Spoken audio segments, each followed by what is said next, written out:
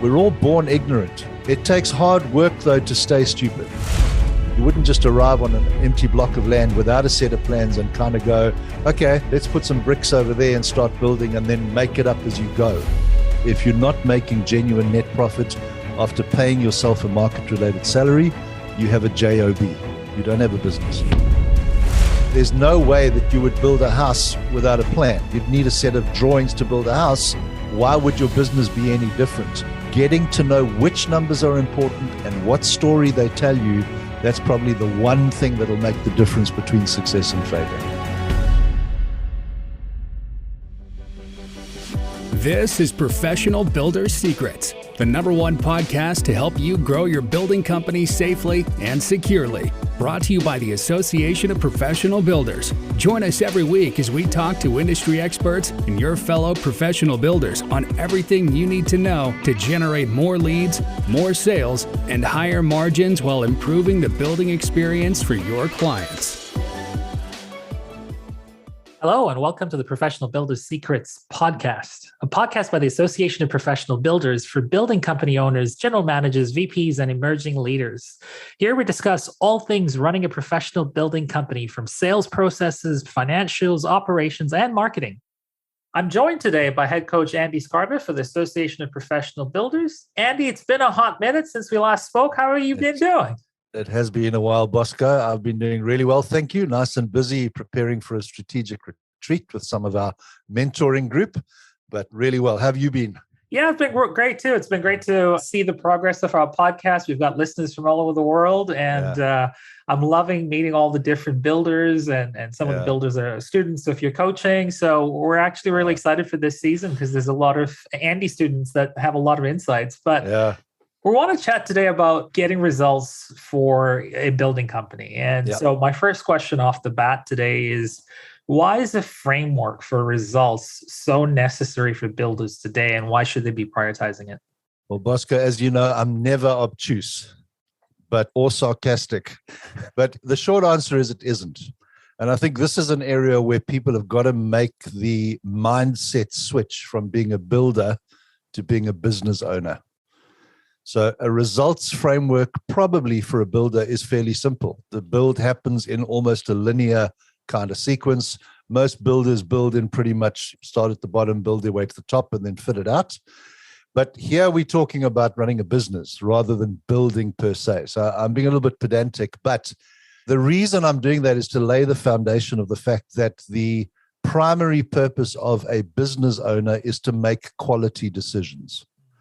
Okay, he's the guy that's got to come up with a strategy and then glue it together to use his team to execute that strategy into the future. That means he's got to be creative. He's got to be able to ride with the punches. And in this industry at the moment, they're coming thick and fast. And that means he's got to have quality data that he can trust, that he's able to use to make decisions. And that's why having the results framework, measuring KPIs, watching specific numbers is so critically important in the current environment. And no pun intended when you said laying the foundations. Of course not. I would never do that. I picked up what you were putting down. I picked it up. So tell me a little bit about the coaches and what they have to do at APB to help steer builders into this result-oriented mindset and framework. You know, what goes behind the preparation for that? All right. Well, the good news is that, you know, Russ over the years in particular, and then obviously once I came on board and Sky on an ongoing basis, we are constantly revising and reviewing the sort of result package that we look at to make sure that it stays relevant, it stays practical. So really what happens with coaching is that we kind of have to get clients to understand how important it is. And it's the old story with mindset, carrot is better than stick. So what we do is we literally try and show them the real benefits they'll get from adopting a more results-focused and data-focused mindset. We tend to do that. You and I have discussed the work-in-progress accounting adjustment in a previous episode, because that is such a critical element in every builder's business around the world. That's kind of where we start. That's the first step in this chain. And when you say to a builder, there are three things we want you to get out of this. The primary thing is we want your profitability numbers to be accurate. The second thing is we want to make sure that you have money in the bank to be able to pay your suppliers and subcontractors. And the third thing is we want to make sure that you don't pay too much tax. Now, the first time they hear that, they don't hear the first one. So what we've got to do is massage that process in. The primary reason for this and all of the other things that we're doing is to get you focused on accurate data that you can use to make decisions. Most of our guys in the first 6 months, you say to them, why are we doing a work in progress accounting adjustment? They'll tell you so that they know how much money they can use of what's in the bank and so that they don't pay too much tax. It just takes a while of adjusting that mindset and kind of working with them to keep showing them how the data enables them to make better quality decisions. Are all the results that you look at, are they easy to measure or do they get easier over time? Well, because of the way we've put things like our key performance indicator workbook together, and I mean, obviously that's a tool that every mentoring client gets.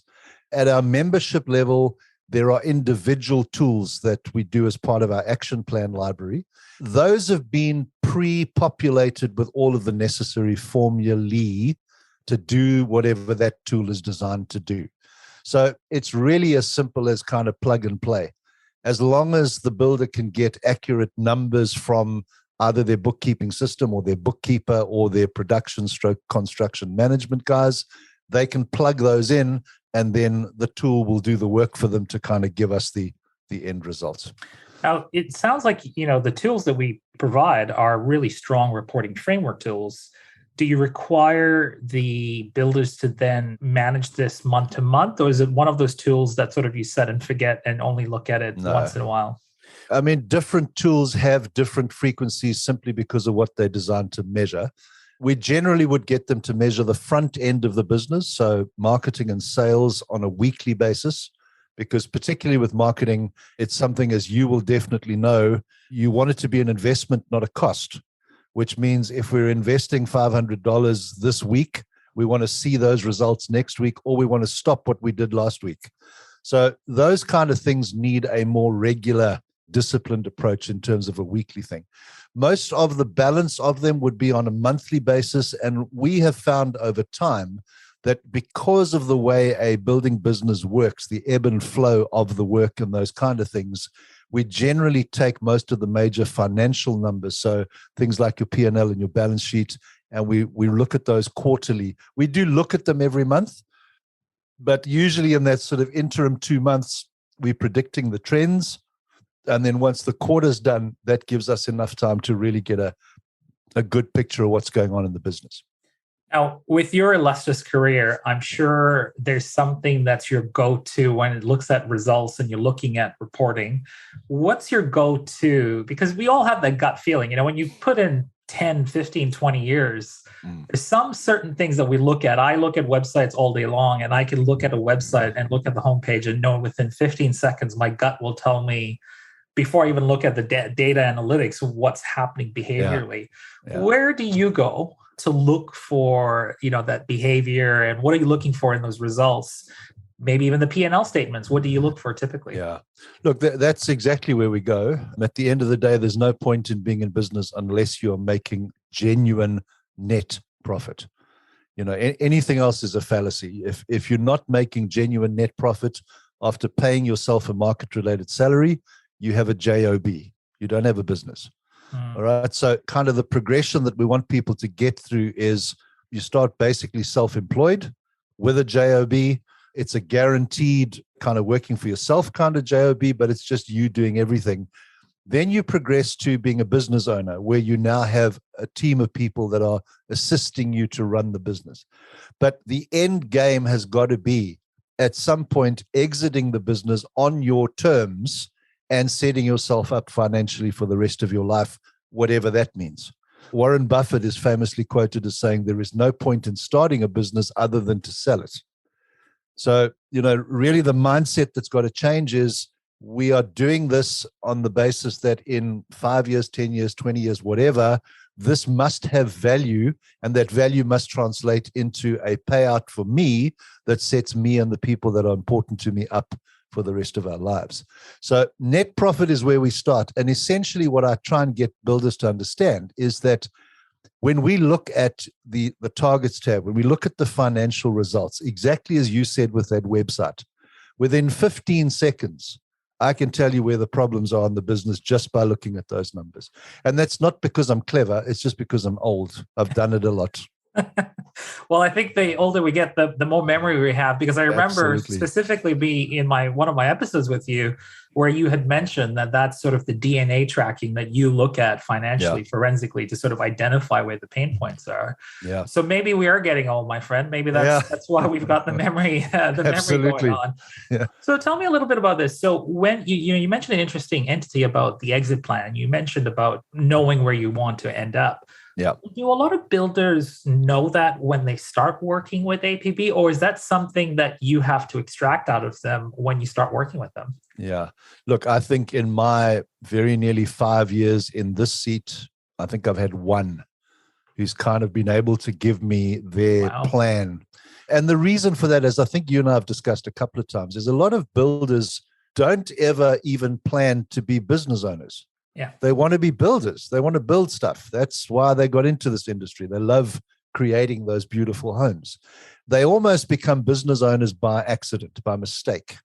And as we've discussed, and it's part of why we run this podcast, these things are not natural to them. And therefore, it's a question of education that's got to come in to make the difference. Right. So, it's really a situation most of the time where the first process that we work through is to get the business systemized and profitable. And once it's got to that point and a builder can actually see, wait a minute, this could actually make me some real money at some point in time, then they're in a position to be able to start thinking about what that end game looks like. So, I mean, that's a long way of answering you. Very, very few builders come into this environment with any idea of an exit strategy. And in fact, most of the data that we've looked at says very few building companies are sold because they are not set up correctly to be sold, and they can't demonstrate the kind of value that will attract somebody to come in and buy them. And that's why I said the two pillars are systemization and profitability. If those two things are there, you've got something you can sell. Mm. How soon can a building company start to see results, when they start working with you? Take me through that journey of what that looks like. And is every journey similar, or do you happen to have people that sort of vary and get to the same place, but it takes some time? Look, the only thing that really affects the speed at which data becomes relevant and accurate is probably the size of the financial or administrative team that the builder has in the business. If he's doing everything himself, it's going to take longer because literally he's handling the entire bookkeeping function at night after he's done everything else. The kids have gone to sleep. He's there crunching numbers, et cetera, et cetera. That's going to take longer than somebody that can delegate that function to a qualified bookkeeper who will very quickly understand what the answers are that he needs and be able to provide those to him in reporting formats that we make very easy for them. But your question was really, how soon will they start to see results? Working with something as fundamental as the work in progress accounting adjustment, month one. Okay. Now, we accept that often with our clients, those numbers are not 100% accurate, but 80% accurate is better than where they were the month before. And then we'll work with them to take that to 90% in month 2. And we would expect by month 3 that those work in progress accounting adjustment figures are spot on. While that's happening, we are working on 1 year and 3 year targets. Once we've got those targets set up properly and we can predict a revenue flow, then we're able to go back and start looking at things like gross profit margin. And then once that's in place, we'll start looking at things like fixed expenses and the ratios of the overheads of the business to the revenue. So it's probably a first month you see the beginnings of it. Most of them have their light bulb moment at the end of the first quarter that we measure accurately, because all of a sudden their lives become proactive and predictable, whether that's good or bad. Sometimes it reveals, in fact, I think you've spoken to Ryan Stannard from Stannard Family Homes. He hated us when we started this process because we turned what he thought was a profitable business into a loss literally in the first month. But he's been incredible in terms of, as I said, adjusting the mindset, realizing that's the reality, and then building a business that is I think really a testimony to what a professional building business should look like. So it's an iterative process, but I would say 1 to 3 months would be kind of the time span we're looking at. And these expectations are sort of aligned, correct me if I'm wrong, but they're also aligned with the levels of mentorship and training. Because I believe when I was speaking to Sky, she mentioned that if a builder can successfully have a work in progress calculator for 3 months in a row, they basically bump up their levels of what to do next and what to learn next as well. So there's some sort of alignment there too. Yeah. I mean, it's not just for the mentoring group, but across all of our membership, we have let's call it a 10-tier level of professionalism. And the first tier is actually that work in progress accounting adjustment, which moves them from a level 0 to a level 1. And then they're on the journey. And from there on, it becomes and those tiers are actually built to encourage the development of the kind of, reporting and data management framework that we found is successful for most builders. So can you tell us of a builder that has transformed their business using, these result-oriented framework and mindset? I'm sure you've got a few, but if you look back, does anyone come to mind?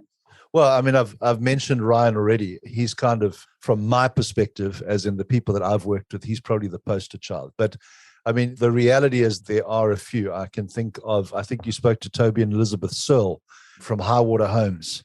I mean, Toby's KPI workbook, it is the gold standard. I mean, he has understood this concept and the benefit of tracking his numbers and making sure they're accurate.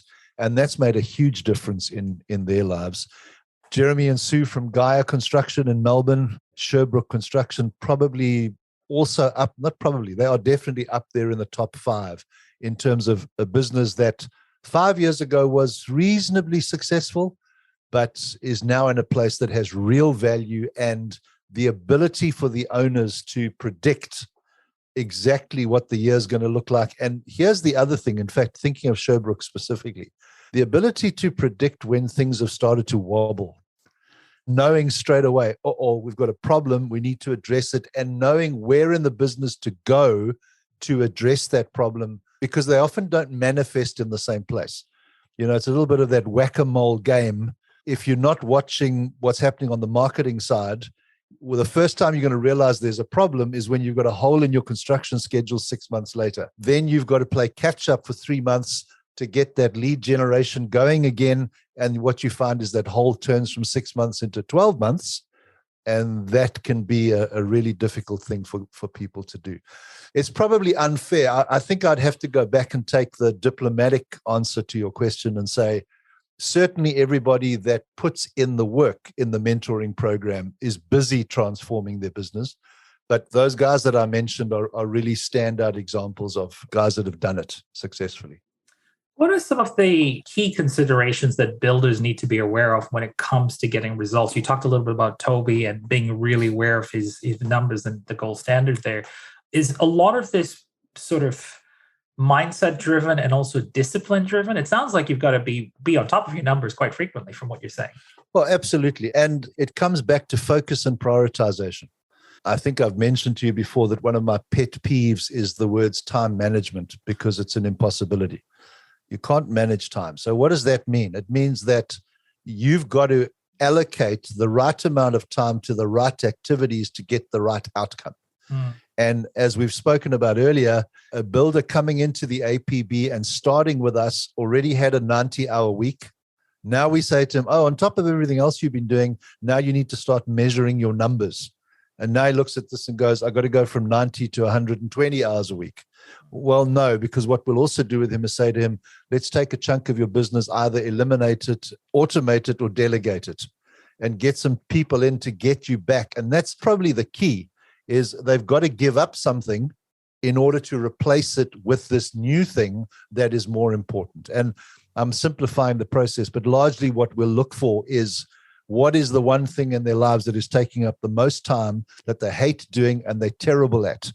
And if we can get that off their plate and free up 10 hours in a month, that then gives them the capacity to now start working through this new thing, which ultimately what most of them, particularly the guys we mentioned earlier, will say to you today, when they look back, they realize it was the missing component.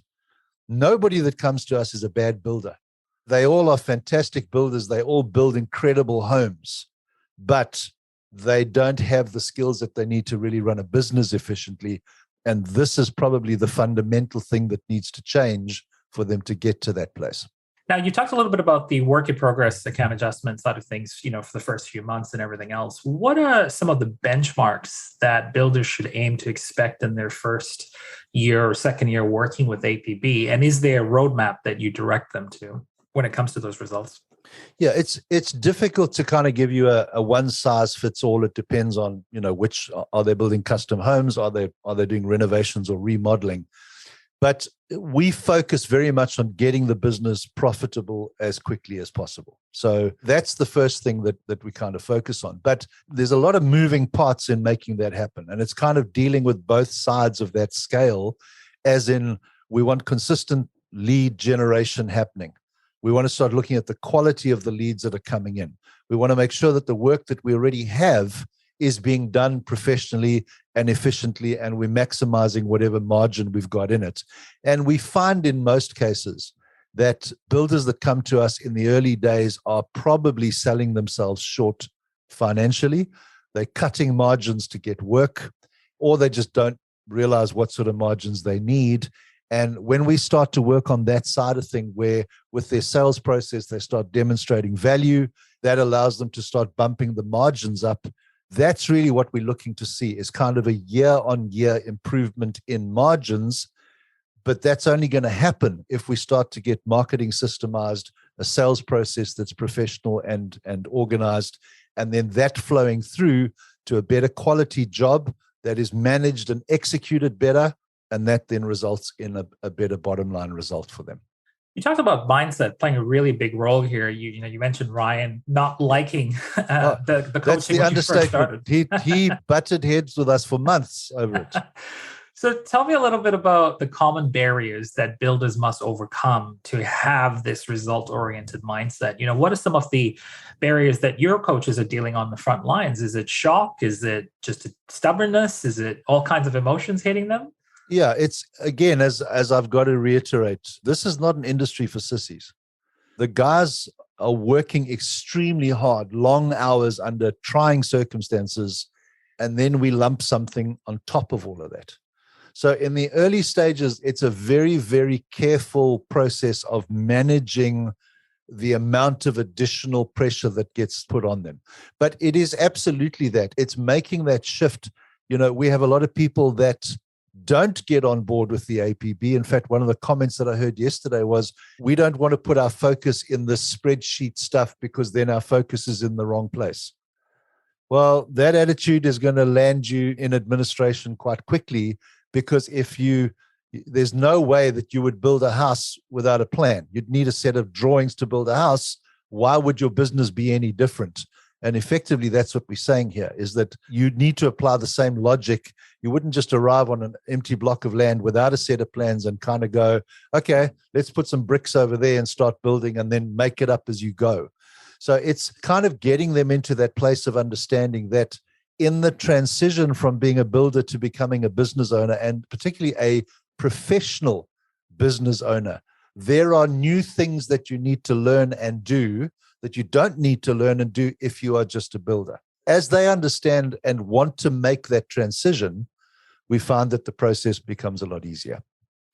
You mentioned this builder that basically was saying, we don't want to focus on the financials, we want to put our focus elsewhere. Yeah. Would that be classified as a blind spot? And if so, what are some of the more common blind spots that builders have that you have to sort of open their eyes to when they start working with you? Yeah, I'm wanting to be maybe a little more gentle than a blind spot, but that's a fair way of describing it. I remind everybody that we're all born ignorant. It takes hard work, though, to stay stupid.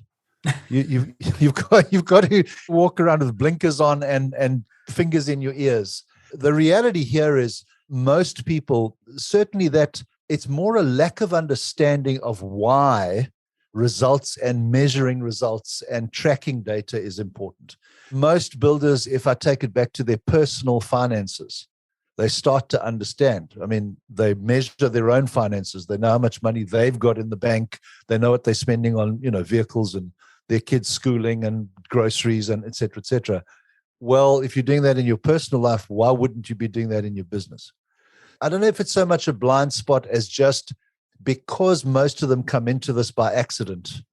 It's not something that they were even necessarily aware existed, or if they know about it, they tend to look at it from the perspective of, well, that's not something that I need to do. That's for other people.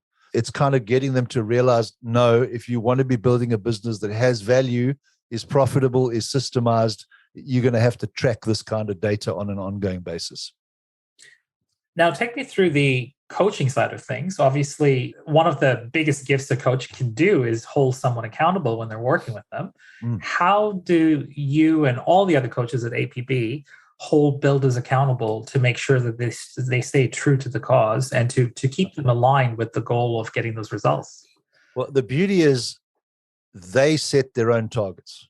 The coach will guide them, obviously. We have a very clear understanding of what the minimum levels should be, but we don't force anything down anybody's throat. In fact, the opposite. We expect people in the mentoring program to stand on their own 2 feet, behave like adults, and put in the time and the effort that is required. So the 2 words "you said" come up often in a coaching scenario where things haven't been done. And that goes down in some cases to fundamental things like helping a builder restructure their ideal week. So actually allocate specific time in their calendar every week, every month, every quarter to dedicate themselves to getting those results in place. And as I said to you, it's an iterative process. So all of the coaches understand the most important number and then the second most and the third most. And we literally will guide every single one of our clients through that process at their own speed, but we're constantly bringing them back to that mirror that says, this is the target you set. You said you were going to do 5 million this year. Now let's look at what needs to be done in order to achieve that. And most importantly, in the context of what we're discussing today, let's see how far you've progressed towards achieving that target that you set. And if it isn't far enough for the amount of time that we've invested, then let's see if we can find what's getting in the way so we can help you overcome those, whatever the obstacles happen to be. So the world's changing, and it's sometimes changing a lot quicker than we want it to. Yep. What should builders be focusing on, or what's the unspoken dialogue right now that you're seeing from a trends perspective that really, will impact those results and really impact where the building company is going, and where should they put their energy towards?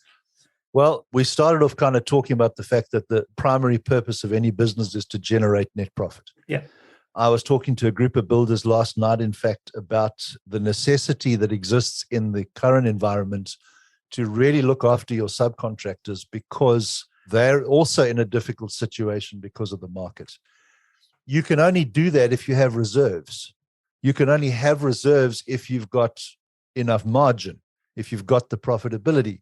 You're only going to have that if you're invoicing on time. You're only going to be able to do that if you're building on time.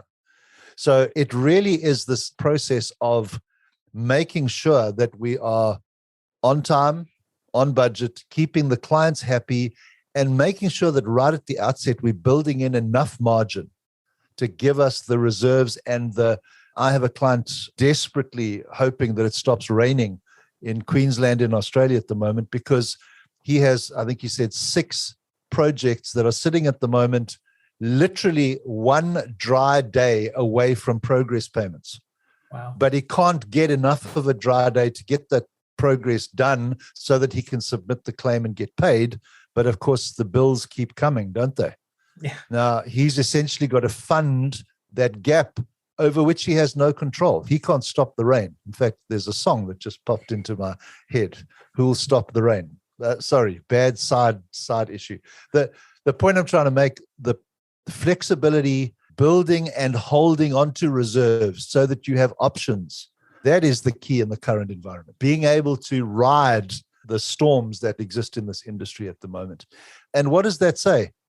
Make sure that from the word go, you're not signing contracts that are going to hurt you in the long run. Make sure that the margin is there. Make sure that you can execute quicker than what you thought you could, et cetera, et cetera. So with those cash reserves comes a lot of forecasting as well, and a lot of financial awareness to build those emergency reserve funds too, right? Yeah, absolutely. And to manage them. I don't know why I've got all of these songs running in my head. You've got to know when to hold them and know when to fold them. I'm a big fan of Kenny Rogers, so I'll go with that.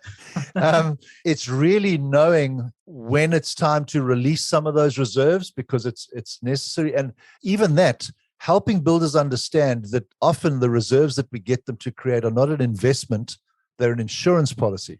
They're actually there that when you end up with 6 weeks of rain, and those invoices that were supposed to be bringing you revenue aren't, you can actually self-fund rather than going to the bank and getting yourself into debt and paying interest on money to take you through that time.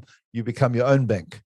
But again, I come back to that drum that we just keep beating today. If you don't get the margin, if you're not building on time, if you don't have those profit reserves, none of that is an option for you. And that's when you end up in the bank, borrowing money, talking to your family and friends to keep the lights on until you can get those jobs finished and the money in. And you touched on a climatic sort of scenario, but let's be honest, there's supply, there's scarcity, there's availability of goods, there's the price hikes. There's so many different scenarios. There's a war in Ukraine. Yeah. If anybody said to me 6 months ago, there'll be a war in Ukraine that's going to affect the building industry and the rest of the world, I'd have said, you're mad. But we've realized that there's a lot of Russian pine that gets imported to countries all over the world and is used in the building industry. That is dried up. It's not happening anymore. Interesting. So, all of a sudden, forget the rain. Now I've got builders negatively affected by something that Russia did 8 weeks ago. It's a really, really fluid world out there for builders at the moment. Well, I could talk to you about this for ages. I feel like I can talk to you about any topic for ages, but I think we might have to save that for a gin hour sometime. But my final question for you is, coaches are all about best practices. I've learned this through my time, working with some of the best out there. What is the one best practice that every builder should activate in their daily life to help them achieve better results? What can you part with them that they could take away? Prioritize accurate data. Literally be in a place that at any point in time, you have a dashboard of the important numbers. So what does that mean? You've got to know what the important numbers are. And then the second piece of that is know what story those numbers are telling you. I think I shared with you at some point that my introduction to the world of accounting and bookkeeping when I was at school was not great. In my equivalent of my graduation year, I scored a very, very round F for fantastic for accountancy. But what's happened over the time that I've been involved in business is I've come to understand in English the story that numbers tell you. And that's really and again, let's go back to where we started this. You said what framework was necessary for builders. I said there isn't one necessary for builders. But for business owners, getting to know which numbers are important and what story they tell you, that's probably the one thing that'll make the difference between success and failure. So find the dashboard that could tell the proper narratives to give you the better financial awareness of your business. There you go. And I mean, certainly for everybody that's a part of the APB, those tools are part of the membership package that they get. And then obviously once they decide to move into the mentoring group where we are coaching them, we take that to an even more sophisticated, deeper level. There's nothing to stop you developing your own tools. I've seen some builders come into the program where they've worked things out for themselves and come up with very effective and efficient spreadsheets to measure. There's obviously software out there that'll do some of this as well. But the real key, and I think it comes back to the word dashboard, when you look at the dashboard of your vehicle, it's showing you the most important things, and it's measuring 100 things in the engine and in the suspension that you don't even see to give you one little red light or a gauge on your dashboard. That's where this has got to be. Most building business owners don't have the time to get into the detail. So what we really want is that data summarized and presented in a way that they can access it quickly, they can trust it, and based on that, they can then make decisions very, very quickly and accurately. Well, Andy, it's another episode of wisdom and insights from you. Appreciate you taking the time out of your busy day to spend some time with us to share some of your experiences around getting results for building companies out there. Very welcome. It's always a pleasure. Thanks, my man. All righty. See you soon. Bye. Thank you for listening. Remember to subscribe to Professional Builders Secrets on your favorite podcast platform and leave a review. To learn more about how the systems at the Association of Professional Builders can help you grow your building company, visit associationofprofessionalbuilders.com. See you next time.